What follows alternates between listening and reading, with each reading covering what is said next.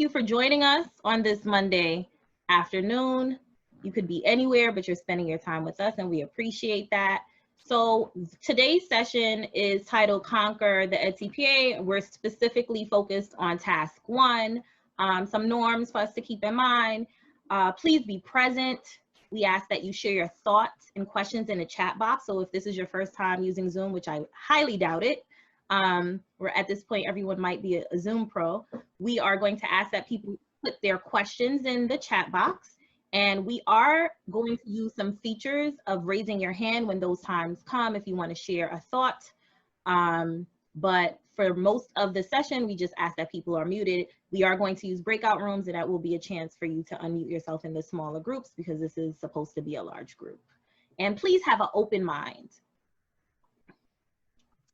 Hi, so a couple of things that we're gonna go through today as our goals. One is we gotta make sense of the format of the edTPA task, and our focus for today is task 1, which is called the planning phase of the portfolio.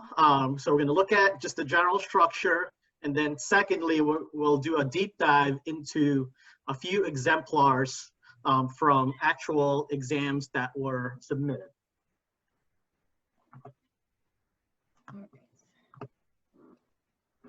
So our agenda, we'll introduce ourselves, and then we'll do a stop and jot on the chat box, a little bit of participation. Please be ready for that. We'll overview some of the tasks that you have to do for the first part of the portfolio.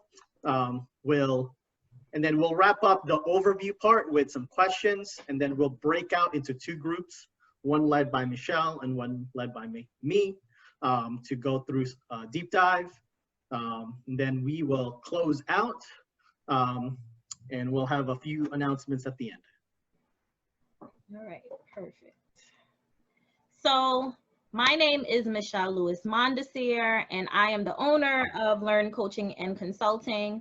I have been in the field of education with over 10 plus years, first starting off as a teacher, becoming an instructional specialist, creating curriculum, coaching principals, assistant principals, and then eventually in 2017 launching this coaching business to specifically support people who are completing their edTPA. So we have been doing this for a while. We've had a lot of clients across the country since we're virtual. We've been able to support edTPA clients as far as Canada, California, Washington, and we even had a client who lived in Spain. So we've been doing this for a while, and I specifically specialize in our clients who are early childhood, who are completing the special education, and those who have a lot of what we consider to be the electives, like languages, art, library sciences, and so forth. Hi, my name is Vernon David. I'm one of the coaches here at L.E.A.R.N. I've been an educator for 15 years. Started out as a teacher, as a teaching fellow, cohort 11. I taught for more than 10 years, then I transitioned into administration. Now I, function as administrator at a district level. One of the things I did as a teacher and as a leader was I also mentored first-year teachers certified through the DOE, and as well as, my background is engineering, and I was a high school math teacher. I've taught from K-7 through 12. So that's my background, and that's us here at L.E.A.R.N. What do you need to start?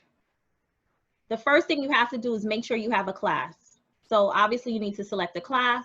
You need to know what your topic or central focus for your learning segment is. So you have to be clear about what is the thing that I'm going to teach, regardless which edTPA you're completing, what are you going to teach?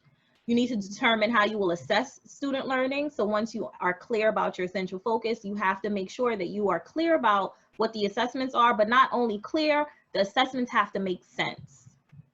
You need to determine how many lessons. You have a range of 3 to 5 to focus on in your unit. So you should think about what number works for you. And you always, regardless if you're even doing a physical education, you have to think about the vocabulary aspect. So they want you to think about what they refer to as a language function. Language functions are things like compare and contrast, analyze, categorize, those type of things that you need to be able to focus on as well. So you need to be clear about how you're building in vocabulary and language.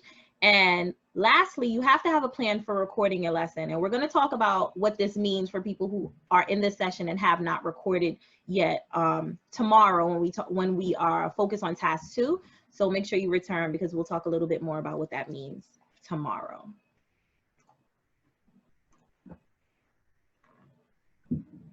So as you plan, and I don't know how many of you have seen the handbook and how it's structured. The 3 tasks are broken up into 5 sections each, 5 guiding questions. Yeah, so, you know, part of the things we talked about in the breakout rooms were, you know, be specific. So, you know, common mistake is being too vague. And some of you who shared definitely said, you know, my responses were too short, and just seeing the exemplars helped out with kind of how you should really improve upon your current work. Another piece is choosing a lesson topic you're unclear about.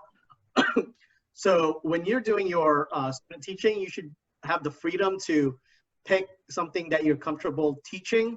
It will show in your writing and your videos that if you are not comfortable and there are, you know, content issues and misconceptions coming from the instructor, then that's going to be a problem.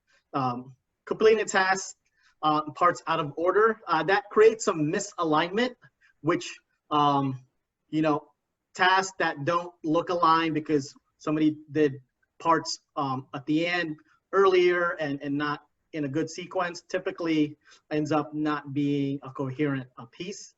Not managing your time. So we would say if you really want to tackle this, you know, 1 month is a good amount of time to tackle all 3 tasks. Once you have kind of like, you know, where you're situated, you can record, you can, you know, get student work, you know, I think that's a fair amount of time. Not planning the filming thoughtfully.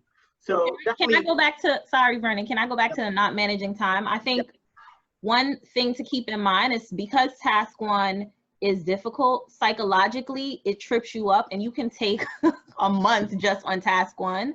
So if you're thinking about a month to do the entire thing, you have to time yourself on like, I'm going to take this hour and a half. I'm going to just write everything that comes to mind in my task, and then I'm going to move on. You have to do that, because if you get stuck at task 1, you don't complete anything else. So that's just important to keep in mind. You need time for like the larger completion of the edTPA, but you also have to time yourself for task 1 if you feel like you're getting tripped up on it. Sorry.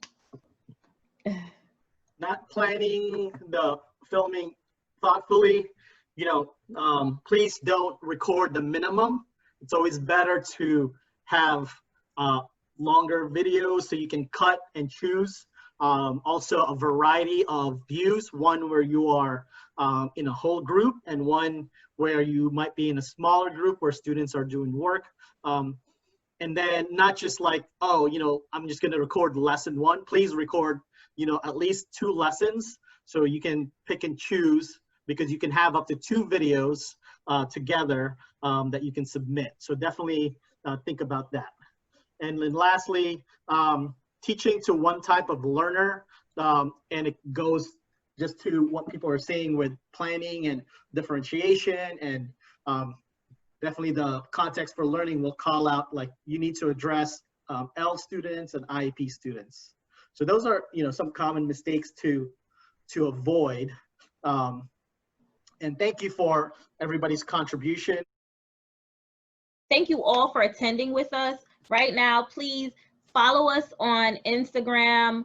please visit our website. We also are we're going to put this video from this session on our YouTube page, not tonight, but hopefully by next week we will have loaded this.